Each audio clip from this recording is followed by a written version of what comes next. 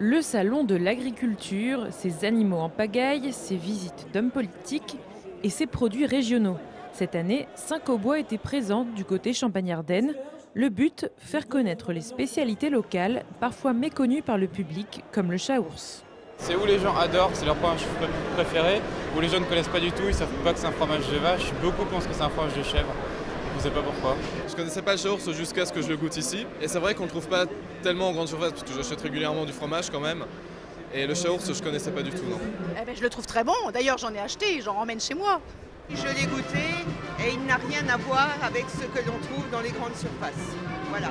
Il est beaucoup moins gras, il est plus goûteux, il n'est pas sec mais il n'est pas gras, enfin il est juste comme il faut.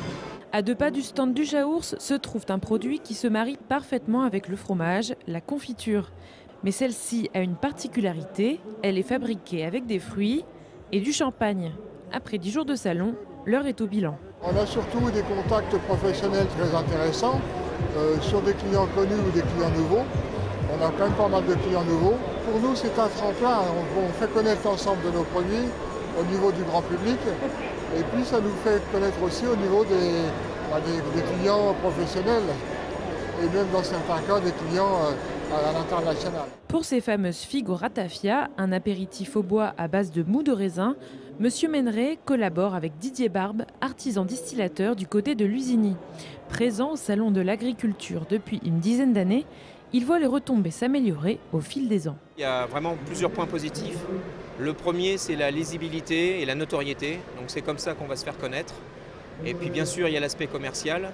On est content quand on vend quelques bouteilles, mais on a surtout des retombées qui sont plus ou moins importantes suivant les salons. Donc on a des bons crus, comme dans les vins, et des mauvais crus. Et cette année, c'est un bon cru parce qu'on a déjà vraiment de bonnes touches avec des professionnels. Ça se passe vraiment bien cette année. Avec plus de 700 000 visiteurs l'an passé, le Salon international de l'agriculture contribue à la visibilité des spécialités régionales de toute la France. Pour les amateurs, vous avez jusqu'à dimanche pour en profiter.